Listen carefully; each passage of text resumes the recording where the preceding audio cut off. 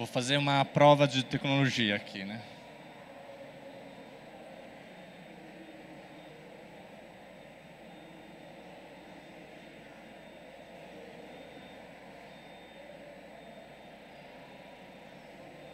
Boa, funciona. Pessoal, muito prazer. Meu nome é Daniele Nadalin. Não é um erro, né? Meu nome é Daniele mesmo. Sou gringo e todos os dias tenho esse problema, essa dúvida, né? Eu sou um gerente sênior da McKinsey, que é uma empresa de consultoria global, né? No Brasil temos 5 escritórios. Eu sou do escritório do Rio de Janeiro. Eu trabalho principalmente com mobilidade, né? Então, inovação no mundo de mobilidade. Seja mobilidade terrestre, mobilidade pública, mobilidade aérea, aeroportos, né? Qualquer coisa que seja movimentar pessoas, né? E nosso trabalho é tipicamente para empresas, administrações públicas, não, que querem inovar, né? E por isso que eu fui convidado e tenho essa oportunidade de apresentar para vocês hoje. Hoje vou falar de 3 temas, né, que eu gosto muito. O primeiro é tendências no mundo de mobilidade, ou seja, o que está acontecendo, né, tanto no Brasil quanto lá fora. Quais são as inovações, as mudanças, né, o que está impactando esse setor. O segundo, eu vou trazer para vocês algum exemplo de sucesso no mundo de projetos inovadores, de mobilidade sustentável, principalmente, né? E a gente vai falar de China, França, Alemanha, né? Muitos projetos inovadores interessantes. E terceiro, eu queria compartilhar com vocês um pouco quais são as oportunidades para o Brasil, né? Tanto para empresas, quanto para governos, quanto para pessoas físicas, né? No tema de mobilidade. O áudio tá bom? Estou colocando o microfone certo? Beleza. Vamos lá. Vou começar falando de tendências no mundo de mobilidade, né? Bem-vindas. A gente está enxergando 3 tipos de tendências na mobilidade que estão mudando o mundo. O primeiro grupo são tendências tecnológicas. Se vocês observam, né, nos jornais o que está acontecendo, tem um monte de inovação que está chegando hoje no mercado. Vou fazer alguns exemplos. Carros elétricos, carros voadores, direção autônoma dos carros, micromobilidade. Todas essas são tendências que nos últimos 80 anos, né, não mudou basicamente nada. Se você pega um carro de 2020 e um carro de 2060, claro, tem alguma coisa, mas não muda completamente. É sempre um carro com 4 rodas, 4 assentos, né, um motor, e agora as coisas estão mudando, né? Então eu vou descrever um pouco dessas tendências. A segunda grande transformação que está acontecendo são as preferências dos consumidores. Se você pergunta para meus pais, né, como você gosta de se locomover, eles falam, pô, com meu carro, ponto, né? Ou no máximo com ônibus. Hoje isso está mudando muito. Pela primeira vez, eu tenho uma pesquisa aqui com algum número, né? Os consumidores estão pensando em impacto ambiental do próprio transporte, estão pensando em segurança, em custos, né? Mas principalmente o impacto ambiental que está mudando o jeito das pessoas, né, do transporte das pessoas. E quarto, tem novos modelos de negócio, né? Até hoje, como comentei, era principalmente propriedade, né? Eu tenho uma bicicleta e vou de bicicleta. Eu tenho um carro e vou de carro, né? Agora não, agora tem micromobilidade, mobilidade compartilhada, carros por assinatura. Tem um monte de novos modelos de negócio que estão impactando o setor de mobilidade. Tá?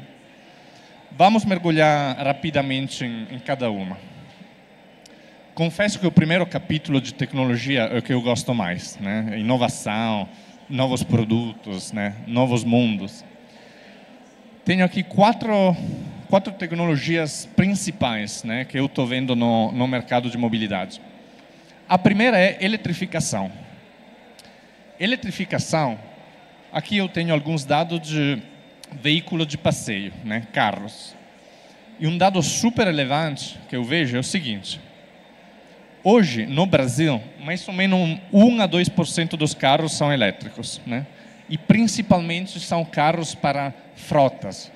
Então, carro de Uber, carro de 99 táxi, carros de grandes empresas, né? Pessoas físicas ainda no Brasil não compram muito carro elétrico. Isso vai mudar. Nossa projeção é que em 2040, né, vai ter mais vendas de veículos elétricos do que veículos a combustão. E por que isso? Porque o veículo elétrico vai ser mais barato quando você compara com um veículo a combustão ao longo da vida. O carro elétrico hoje é mais caro, né? É claramente muito mais caro que um carro a combustão. Mas já hoje você quase não paga nada de gasolina, né? Que nesse caso é eletricidade. E como a eletricidade no Brasil está virando cada vez mais barata, e o custo de produção de um carro elétrico está virando mais barato também, mais ou menos em 2030, 2028, 30, ter um carro elétrico vai ser mais barato do que um carro a combustão. E é aí que a volta, né, entre carros a combustão e elétricos vai acontecer. Então, no outro lado tem um gráfico que é parecido, mas na esquerda são vendas, aqui é frota, né? Então aqui é uma foto ano a ano de quantos veículos de passeio existe no Brasil, né? Hoje são mais ou menos 35 milhões, e quantos são elétricos. E a perspectiva em 2040 é de ter 20% de todos os carros que estão rodando no Brasil já eletrificados. Quando eu falo de elétrico, pessoal, estou falando de bateria, híbrido, né? Todos que seja não somente um carro a combustão.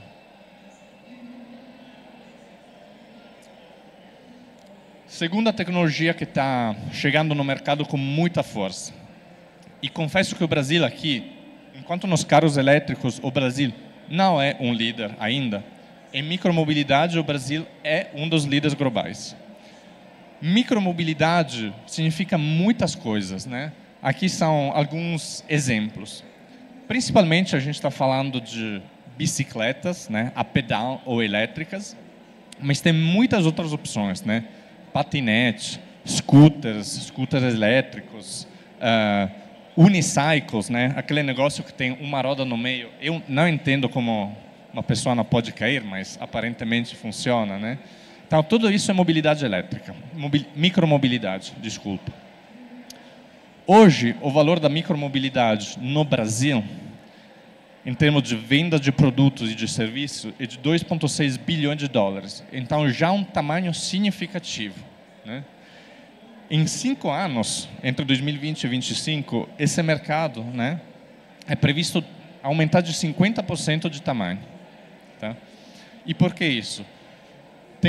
Vai ter um aumento gigante de bicicletas elétricas, e aqui não necessariamente individuais, mas compartilhadas, principalmente, né?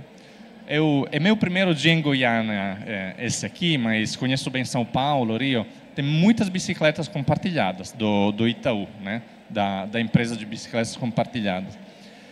Isso é um sistema que vai expandir sempre mais no Brasil. E já hoje, um brasileiro médio usa muito a bicicleta, mais de outros países.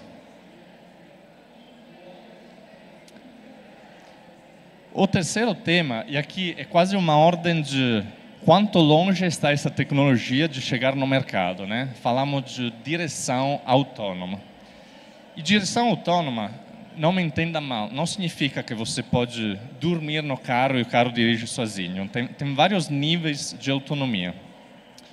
O nível 0 é um carro totalmente manual, não tem absolutamente nenhum tipo de automação, né? Esses carros já hoje não são mais vendidos. Os carros hoje são pelo menos nível 1 de automação, que significa que tem uma certa automação da freada, uma certa automação da direção, né? sempre no nível 1 você precisa ser a pessoa que faz a ação de frear, de dirigir, mas tem um motor elétrico, né, que ajuda você nessa força. Esse é o nível 1 de autonomia. Vou chegar no nível 4. O nível 4 é o nível de autonomia máxima, onde você realmente pode, com braços assim, olhar o carro e ele dirige sozinho. É uma tecnologia que já existe, né? A Tesla poderia já ser nível 4, só não é autorizada, né, pela regulamentação de quase todos os países a ser nível 4. E eu entendo isso, né? Porque não está autorizada ainda? Porque ainda tem uma falta de infraestruturas, né, e sinais nas ruas para deixar o nível 4 de automação totalmente seguro. O nível 4, né, os carros mais autônomos, tem uma série de telecâmeras, radares, né? Só que para rodar seguramente, de um jeito seguro, né, tem que ter uma pista bem delineada com faixas, tem que ter a sinalização da velocidade máxima bem sinalizada. Então, o problema dos governos, né, em liberar o nível 4 é que antes eles querem consertar toda a infraestrutura e depois vão liberar o nível 4. Mas essa tecnologia já existe, né, em várias empresas. E aqui, infelizmente, eu gosto de números, né, então sempre quero trazer algum número para vocês. A gente construiu um modelo de previsão, né, de quantos carros no mundo, e aqui a gente não tem ainda uma previsão para o Brasil, mas sobre o Brasil vai ser um pouco mais demorado, né? Quantos carros no mundo vão ser a direção autônoma? A linha branca é nível de autonomia 3, né, que significa que o carro vai sozinho, mas você precisa colocar suas mãos, né, na direção.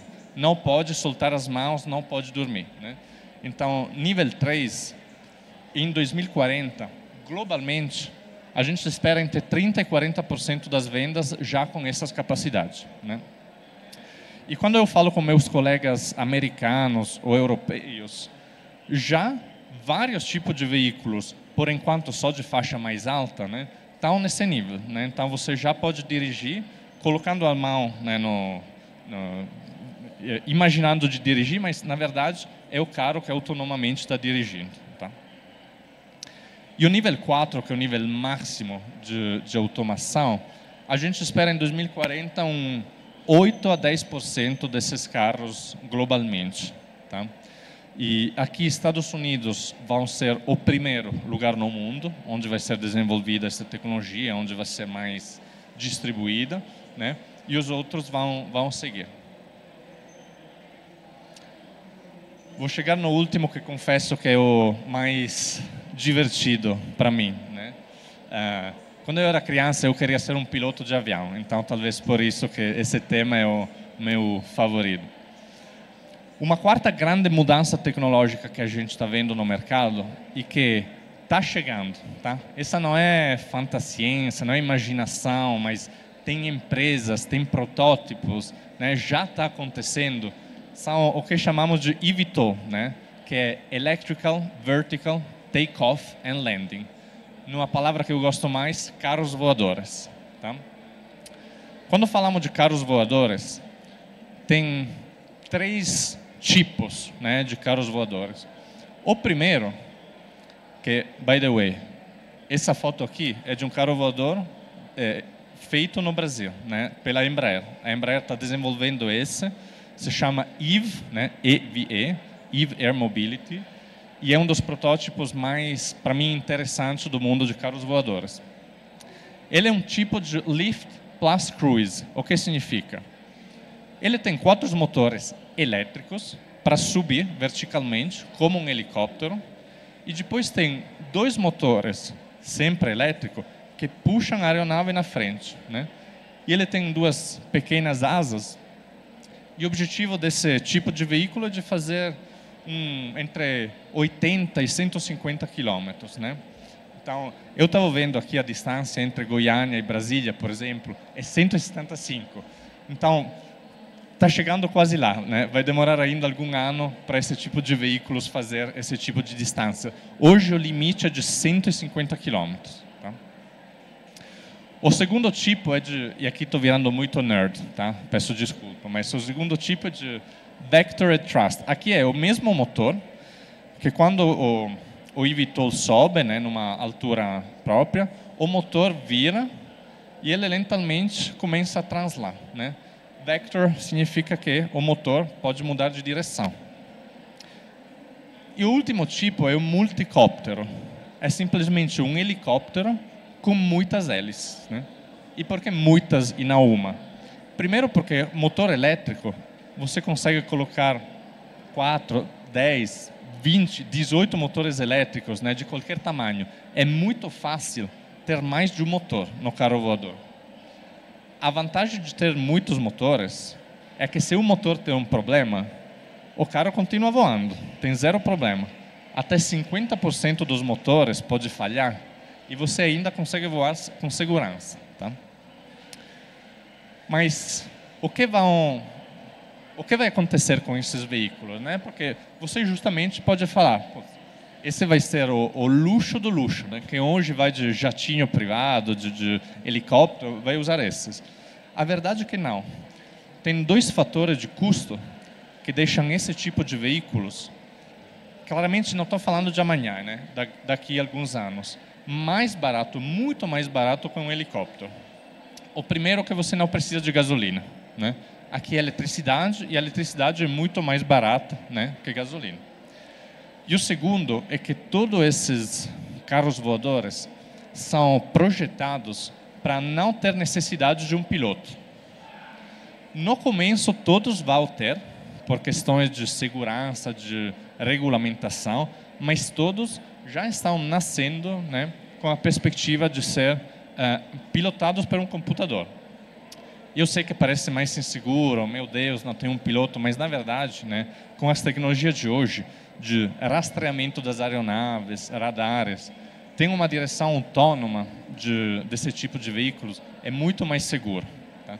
Então eu confio que daqui a 8, 10 anos, né, a gente vai começar a ver em cidades como São Paulo, né, que são extremamente densas, grandes, com muito trânsito, a gente vai começar a ver esse tipo de veículos.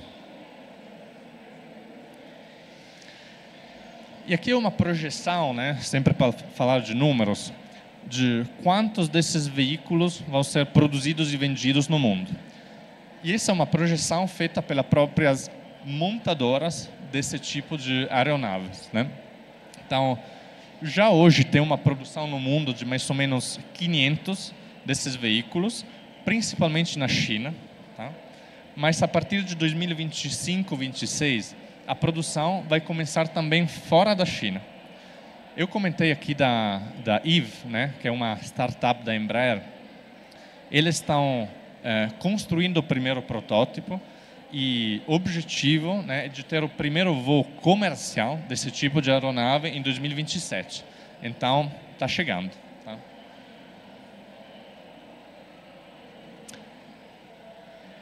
A gente falou de tendências tecnológicas. Tenho mais 2 temas rápidos para compartilhar com vocês.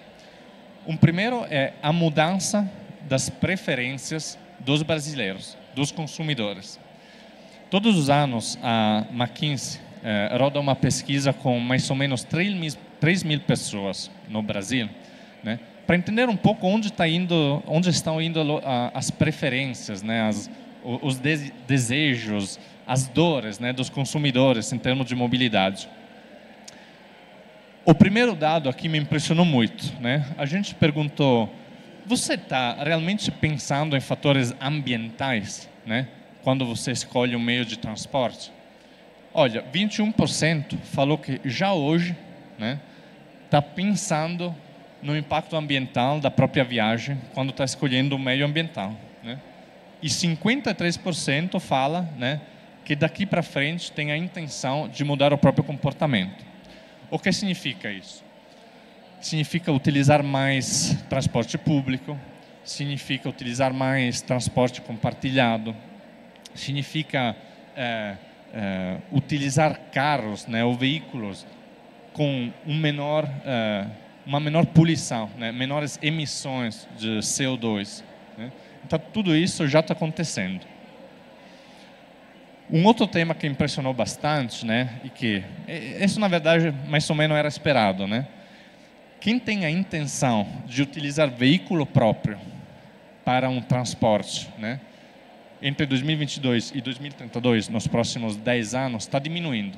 Então, a intenção de utilizar o próprio veículo está diminuindo. E o que está ganhando mais força? Micromobilidade, né? Então, scooters, bicicletas elétricas, né? Tudo que eu comentei no começo. O transporte público está ficando constante, né? E esse número claramente vai mudar na medida que as públicas administrações investem em infraestruturas, né? E mobilidade compartilhada, onde aqui tem táxi, Uber, né? BlaBlaCar, todas essas coisas, mais ou menos vai ficar constante. Então, carro próprio diminuindo, micromobilidade, mobilidade compartilhada vai aumentando. Tá? Por último, a gente perguntou, mas qual é o fator principal, né? O primeiro fator que você pensa quando tem que escolher um meio de transporte? O primeiro, e aqui lembrando que é uma pesquisa feita no Brasil, o primeiro fator é segurança. E isso faz sentido, né? A maioria dos brasileiros mora em grandes cidades, tem um tema de segurança nos dois sentidos, né? Segurança de, assim, não quero ser assaltado, e segurança de não quero ter um acidente com o meu veículo. Então esse é o primeiro fator. O segundo fator é custo. E o custo não é óbvio, porque nos anos anteriores, custo era o quinto, sexto fator, né? Mas 2022, 2023, né, com a economia sofrendo um pouco, etc., o custo subiu como o segundo tema mais importante para consumidores brasileiros. Tá? Vou pular essa página porque quero discutir um pouco desses casos de sucesso que eu compartilhei no começo. Tá? Ao redor do mundo, muitas coisas muito legais estão acontecendo. Tá? No Brasil também, né? Seja claro. Aqui eu só trouxe exemplos de fora, né? como inspiração para a gente aqui. Alguns desses são óbvios, né? Assim, a China tem uma cidade que se chama Chengdu, que é uma das principais cidades industriais do país, né? Eles têm uma ambição de construir a ciclovia maior do mundo. Eles querem construir 1.900 quilômetros até 2025. E só para dar uma ideia para vocês, eu sou da Itália, né? O tamanho da Itália é 1.500 quilômetros. Então eles querem construir numa cidade, né, uma ciclovia que é muito mais longe que a Itália inteira, né?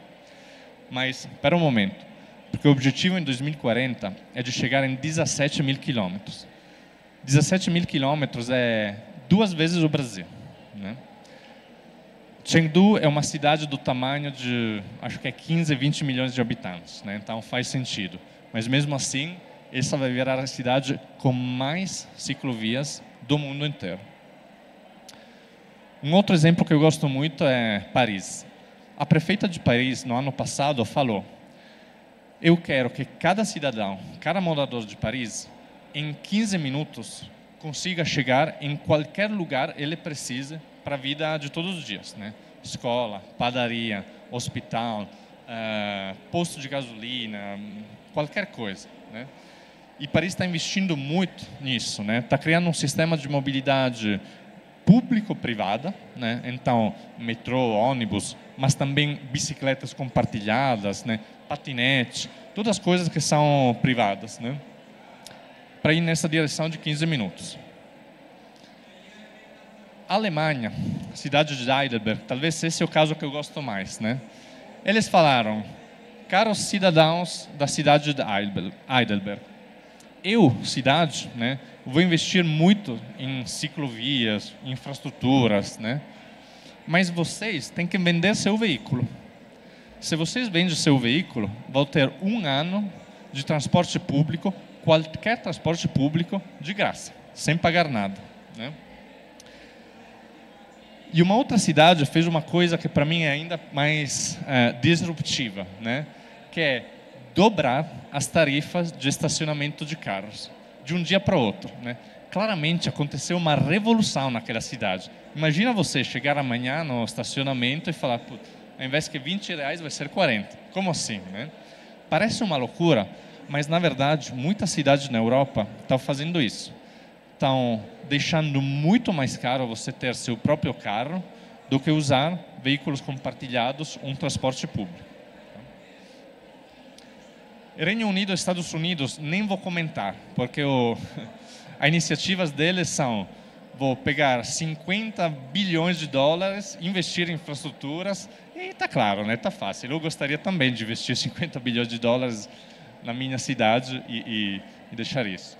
Mas aqui é para falar que tem muitos exemplos, né, que não necessariamente necessitam de um investimento gigante, né, para acelerar a mudança para a mobilidade sustentável. Essa é a última página, tá? Depois a gente pode abrir algumas perguntas. Vamos falar de Brasil, né? O Brasil tem algumas vantagens, né, gigantes, que eu acho que os brasileiros nem sabem disso, né? O primeiro, e talvez isso é conhecimento comum, tem uma matriz energética muito limpa, né? O Brasil é um dos países com a maior percentual de energia elétrica produzida com fontes renováveis, né? Principalmente hidroelétrico, mas também solar e eólico. Segundo, eu confesso, né, quando cheguei no Brasil 2 anos atrás, fiquei positivamente surpreendido do número de empresas inovadoras no setor de mobilidade que tem aqui, né? Eu comentei da Embraer com o carro voador, mas tem muitas outras, né? Tem empresas que são montadoras, né, de ônibus elétricos, caminhões elétricos, carros elétricos, bicicletas elétricas, motores, baterias, né? O Brasil tem acesso também a minérios, né? E a gente sabe que um dos problemas de produção de bateria é acesso a material, né? A vários tipos de minerais, né? E o Brasil tem muitos desses materiais e tem práticas de mineração, né, que são muito mais sustentáveis que em outros países do mundo. Se você compara o processo de mineração no Brasil com o processo de mineração no Congo, por exemplo, é muito, muito diferente. E o impacto ambiental, né, de extração desse mineral no Brasil, não estou falando que é perfeito, pessoal, né, mas é muito menor que em outros lugares do mundo. Terceiro, capital humano, né? A qualidade aqui da instrução das pessoas é muito, muito alta, né? Tem várias pesquisas que falam que o nível de engenheiros do Brasil é muito superior a outros países muito mais desenvolvidos, né? Vou fazer um exemplo para vocês. Eu trabalho muito com o setor de carros voadores. Tem empresas dos Estados Unidos com centro de pesquisa em São José dos Campos. Então, a engenharia de uma startup criada em Stanford, nos Estados Unidos, tem os engenheiros em São José dos Campos. Por quê? Porque tem um polo de excelência de engenharia aeronáutica naquele lugar. E como São José dos Campos, muitos outros também ao redor do país. E aqui são alguns exemplos, né, de vantagem que tem o Brasil. Dado essas vantagens e todo o contexto que eu comentei para vocês, né, eu queria dar algumas ideias, né, de onde o Brasil poderia liderar nessa revolução da mobilidade sustentável. Uma ideia é a produção de veículos a baixo impacto ambiental, né? E aqui não estou falando só de veículos elétricos, né? Já o Brasil hoje tem a tecnologia Flex, né, com etanol, que é um combustível que tem muito menos emissões do que gasolina comum. Mas o Brasil pode liderar também em produção de carros elétricos, de motores, de baterias, né? Em toda a cadeia automotiva, o Brasil tem as capacidades e os recursos.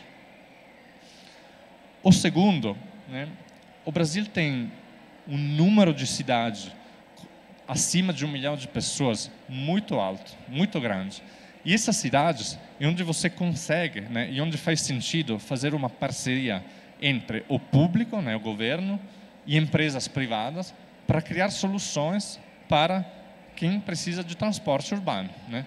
Fiz o exemplo de Paris. A prefeita de Paris não falou só eu vou investir em infraestruturas. Falou eu vou investir em infraestruturas vou fazer parceria com a empresa de bicicletas, a empresa de patinete, a empresa de carros elétricos, né? Então, o Brasil tem o tamanho suficiente, né, para criar essas parcerias. Uma outra produção de hidrogênio verde, né? Eu não comentei porque ainda está um pouco longe no tempo, mas veículos alimentados a hidrogênio já é uma realidade, né? Ainda é muito, muito caro, mas o Brasil tem alguma pesquisa que demonstra que tem uma potencialidade de produção de hidrogênio mais barata que em outros países. Então, esse é um outro espaço, né, ainda vazio, que o Brasil pode conquistar. Produção de baterias, já comentei com minério verde. Acho que é um pouco como conclusão de todo o meu discurso, minha apresentação, né? Muitas coisas estão acontecendo no mundo, tá? Muitas coisas começaram lá fora, mas o Brasil tem todos os recursos, todas as capacidades para liderar essa transformação. Então, eu convido vocês, né, a, de um lado, a dar uma olhada nos nossos materiais, artigos, né, que a gente publica. Eu não comentei, mas a McKinsey tem um centro de pesquisa, chama McKinsey Center for Future Mobility, MCFM, que é o responsável para todas essas publicações e estudos. Tá? Muito obrigado pela atenção. Não sei se temos tempo para perguntas. Temos algum minuto para perguntas, se tiver. Se não, eu vou ficar aqui também, a gente pode conversar depois.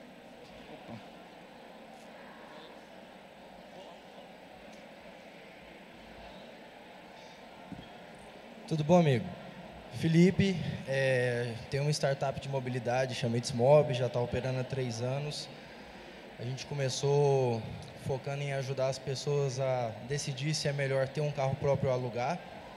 Nesses 3 anos a gente já tem mais de 1.500 clientes atendidos. Então, uma coisa que a gente tem olhado é como que a gente consegue trazer essa pegada de mobilidade sustentável para o Brasil sem ser tão afetado pelo fator custo.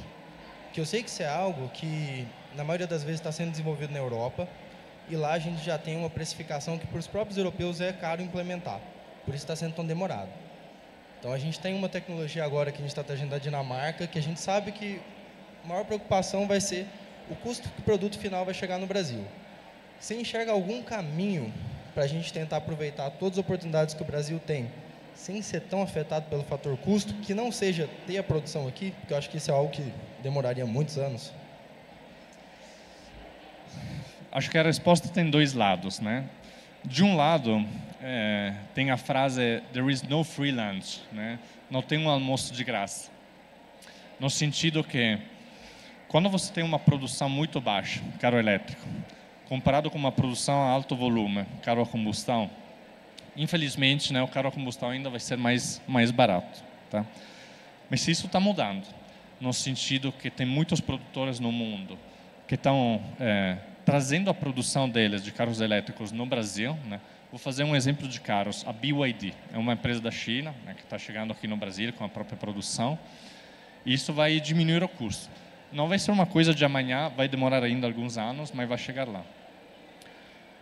O que eu vi fora, né, do Brasil que funciona muito, não sei quanto é aplicável para o Brasil, né, é que fora tem ou um incentivo a comprar carros elétricos ou um desincentivo a comprar carros a combustão.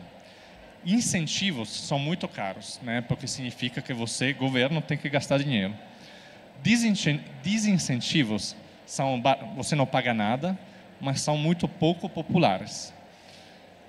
Imagina você falar, olha, amanhã um carro 1.0 a gasolina vai custar 20% a mais porque tem um imposto, né, a favor de carros elétricos. Vai acontecer uma revolução, né? Não vai acontecer isso. Então, acho que a mudança, né, no Brasil passa por dois elementos. Um é simplesmente, né, ter um pouco de paciência até quando o custo de verdade vai diminuir o suficiente. 2 é a educação. Não estou falando da escola, né? Estou falando de educação das pessoas sobre as vantagens, né, de veículos elétricos, veículos compartilhados versus os outros. isso já está acontecendo muito, né? Pelas nossas pesquisas, é impressionante quanto pessoas já pensam, né? E pensar é já o primeiro passo, né? Fazer a ação é um segundo, mas já pensar em sustentabilidade de transporte é um primeiro passo. Então, estamos chegando.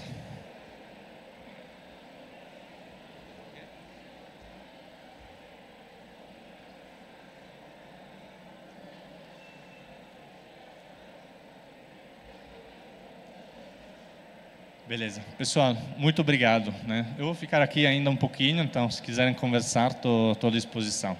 Obrigado de novo.